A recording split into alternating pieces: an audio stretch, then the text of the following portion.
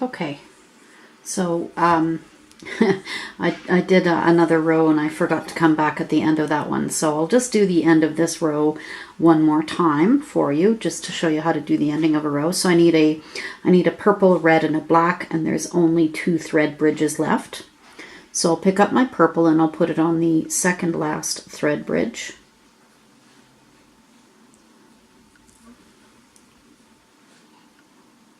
In fact, I'm going to move that paper just so you can see a little easier.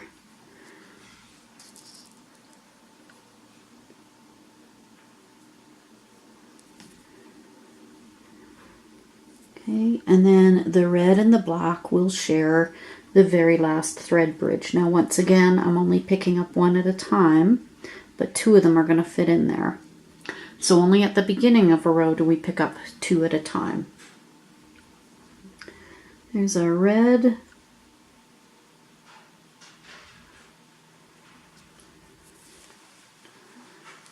and the black.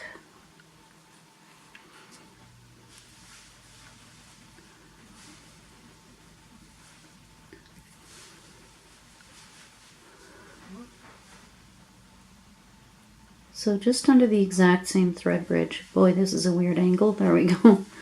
Okay. So I'm going to just pull that down nice and tight. Okay, so that's coming along quite nicely. Looks pretty much like the pattern. So I'm going to continue on. Let me just show you here. I'm going to continue on to build my rows until I get to the widest row. I will do that row, and then once I've completed this row, I will then show you how to start the doing the decrease. Now, this I'm going to do the whole earring, obviously, and then when I get to the end up here, where are we? When I get to the end up here, I'll show you how to add the ear guard on and that sort of thing.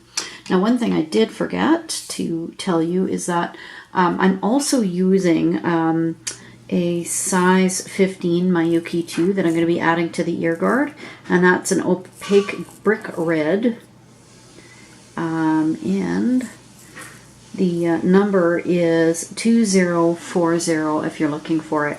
So I've been looking at using these, or possibly these, which is a Miyuki 15-0 galvanized dark berry, and the number is 81224. So I'm not sure which one I'll use. I'll likely end up using this one because it's pretty close to the red I am using. It's just not, this is just a matte rather than a shiny. So I'll show you that once I get to that part. So I'm not going to take you through each step of all of the colors in here, because I think that would take a really long time to do that. But what I will do is, I got this pattern and many others. I'm very cautious about taking things off the internet and off Pinterest and using them. But as far as I could see, this is for people to use. These are free patterns for people to use on Pinterest, and you can actually get onto her site, and it looks like she's got some freebies there too. So if you want this pattern or something like it, this is the site that you can go to and print it out yourself and follow it along. As I said, it would take way too long for me to actually do this whole pattern with you step by step, one by one. That'll take me many hours anyway, just to kind of get this done. So I'll be back when I finish this row. Actually, before I go, one thing I am going to tell you is that it's very handy to have a ruler to help you keep your place as you're going. So just because if you don't have something, it's kind of hard to see what row you're on. Okay? Okay. I have completed all of the rows that I need to get to this widest part here. So now we're going to be decreasing the rows. Now, I'm going to move this out of the way because I feel like it's just sort of muddling the colors here, but you can see it's coming along quite nicely. So I'm going to move in just a little bit here. Let's see if I can, just a touch more. There we go. So as per usual, I'm coming out of this, this end bead right here. And as per usual, I'm still at the beginning of a row, and I'm going to be picking up 2 beads. Difference is here. Rather than going through this first thread bridge, I'm going to skip over it and go to the second one. Okay, so what do I need to do? I need to pick up, let me get my ruler out here so I can see what colors that I need to have. So I have to pick up a red and a black. Sorry, black first and then a red. All right, so again, rather than going through this thread bridge, I'm going to go into the second thread bridge right here. So I'll come around. I've got my other lamp on here, so hopefully that's going to make it a little bit easier to see. Okay, so coming through that second thread bridge. Everything else is more or less the same. So we're going to pull. Now, one thing that's a little different though, is that you see how those 2 beads are kind of almost tilted over towards each other. So that is, for me, I find fairly common. So what I'm going to do is I'm going to come up that red bead, and sometimes they'll sort themselves out and sit properly, sometimes they won't. Like right now they kind of are. A lot of people will say just leave it, it's fine, because when you put the next row on top it pushes this down. Other people will say that as you come down the top, so the top will look similar to this, you come down the whole outside row and that will suck it down. I don't like that, to be honest with you personally. If that's what works for you, great, go ahead and do that. You do whatever works absolutely best for you. I find other YouTubers will swear by just coming down the outside of the row and tightening things up, and that's cool. Other people find that putting the beads on top makes it work. That's cool too. You find what works for you. And what works for me, what I find works best to really suck these 2 in, is that I'm coming out of the top of that red one. I'm actually going to come back down this black one, and then I'm going to go back up the red one again. And the thread that comes across the bottom here will actually pull the thread from the center of these 2 and squeeze them together. And I always find that for me is what really works. And I only have to do it on the first row. So I'm going to pull down on that black one, pull up on the red one, and then let me just kind of leave those loose for a bit. And as I pull, you'll actually see they've kind of sucked right into each other. They pulled right in together. So I'm going to go down towards the end of the row. I'll stop just before the end of the row. So I'll finish that part of the row, and then I'll start a second one for you to see that one more time. Okay, so I'm just about at the end of the row. I have to do 2 red and a black. So now that means there's 3 beads that go on, and we actually have 1, 2, 3 thread bridges. So let's put the 2 red and the black on. So it's the same as everything we've been doing the entire time. Hopefully that's not blurring. Kind of weird, as I said earlier, probably a few times now. This camera setup is so different. It's very nice, I must admit, but it's just different to work with. There we go, 2, and now I'll do a black.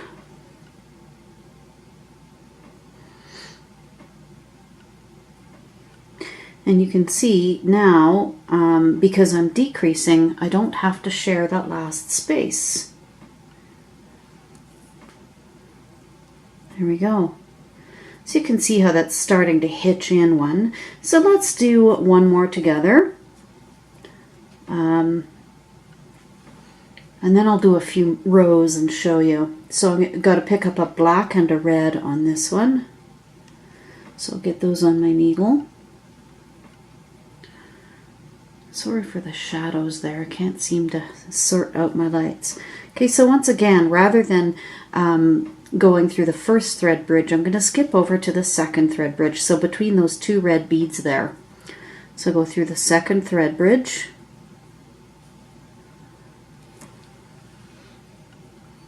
Once again, these are sitting a little weird towards each other, but I'll fix that. So I'm going to go up the red one again, as I normally do. And you see how that black one is just hanging out there, just pushing in a weird direction.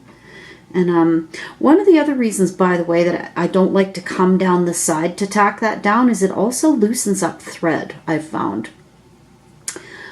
So I'm coming out of the red. I'm going to come back down that last one on the black. I'm going to pull, and I'm going to go back up the red. I'm not pulling very tight yet, just so you can see them kind of suck together. Okay, and now I'm going to just pull those threads.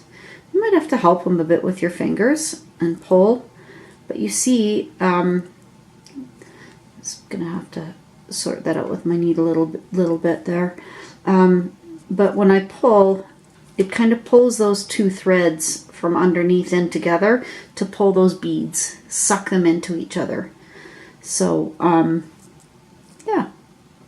All right, so I'm going to keep going until I get close to the top, and then I'll show you the progression then. All right, see you in a bit. Okay, well, I am ready now to put on my my last two black at the top, and then we're going to put on the ear wire, the wire guard and the ear hook.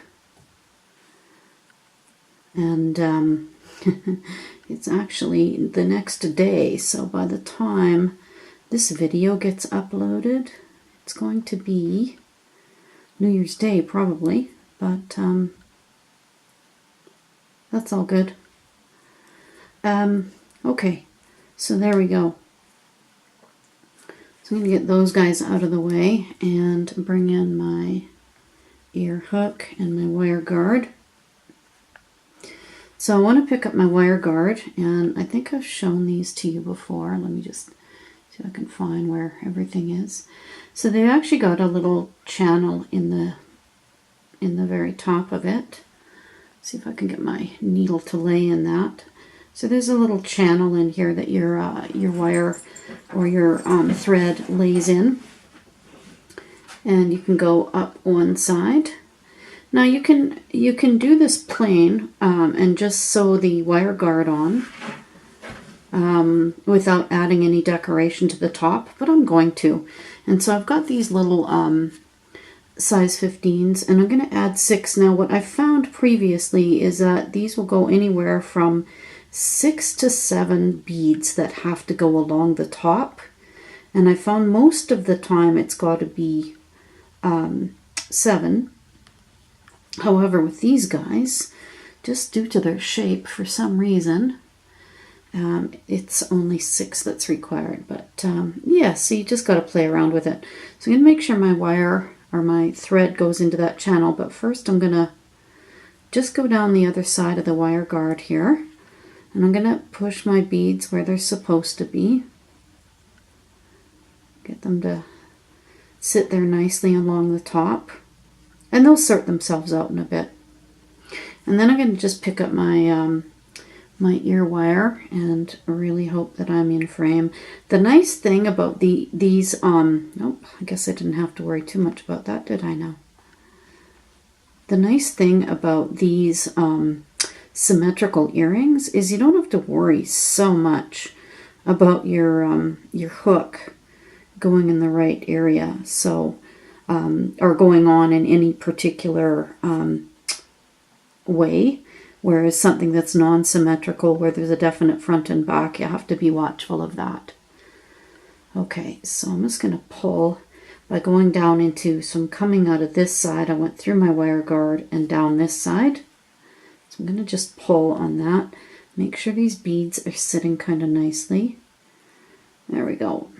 So the hard part is now I've got to reinforce this, and I usually do it a few times. So I'm going to go up and up up that wire guard and through that first bead, making sure I go through my hook. Try to keep that hook out of my way. That's when things can be a little bit of a pain. Go through here, and of course my thread will catch on the hook, because that's what thread does. There we go. Through there, back through those two. There we are. And now I'm going to go back down my wire guard and back through that first bead and pull. And it's this second pass that really kind of helps to make it all work out nicely. I think I trapped my ear wire in the thread. Okay, I'm going to pull this apart and get that pulled out of there so I can fix this. A little bit too hard. I've actually got my arms outstretched quite a way, so I can't really see with my camera in my way. So I'm just going to go through a couple more times, and then I'm going to end off my thread. I'll show you how to do. Okay, so I've managed to get through there a few times, and I think that if it finishes off the top of that ear guard quite nicely, and it does fit up there pretty well. So now what I want to do is I'm coming out of this bead here. I'm just going to go down a few beads. I can find them.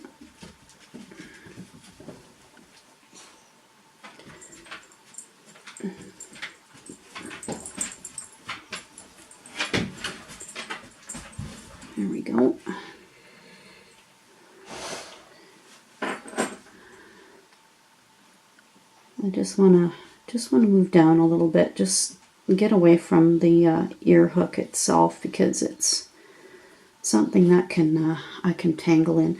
So all I'm going to do is I'm just going to go underneath the thread that's in between all of these beads, and just make a few half-hitch knots as I go. And that will secure it quite nicely. It's just really difficult to see at this angle at the moment for some reason. I've actually been able to adjust my camera a little bit better. And that's not going to go. I'll go down one more and see. And then I'll just probably bring it into the body and kind of wrap it around a little bit, just to kind of neaten it up a little. There we go. One more loop here. And through another one. So I'm going to kind of go at a diagonal here.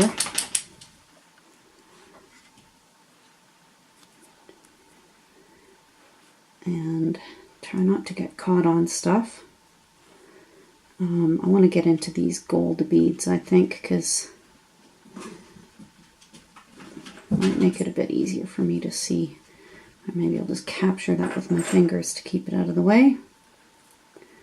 And another gold bead. I'm really hoping that I'm in frame here. I'm sorry if I'm not. It's just, I'm trying actually to organize a way to be able to see all of this rather than my tiny little screen on my camera, because it's actually very difficult for me to tell how well you can see the stuff that I'm showing. And if I had a bigger screen to look at, it'd be easier, especially with this small frame. Okay, so I think that's going to be good enough. And I'm going to just burn that off. There we go. And then I'm going to put a needle on the end of this, and I'm going to just work it away back into my beadwork here. Same way. I just need to squish that end down a little bit.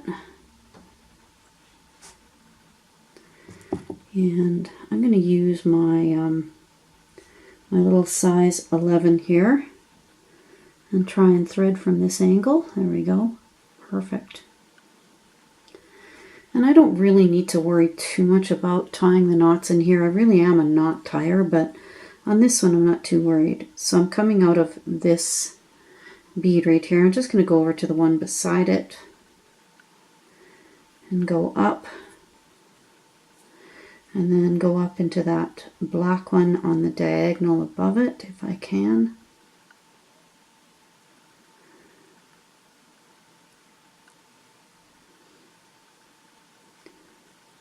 And really hope I don't break a bead. And then I'm going to go down the gold one beside that. Sometimes it's easier to just kind of spin stuff around a little. And I'm kind of risking breaking things here with this bigger needle, but that's okay. I think we'll be quite all right. Okay, and then I'm going to go up into that next red one there.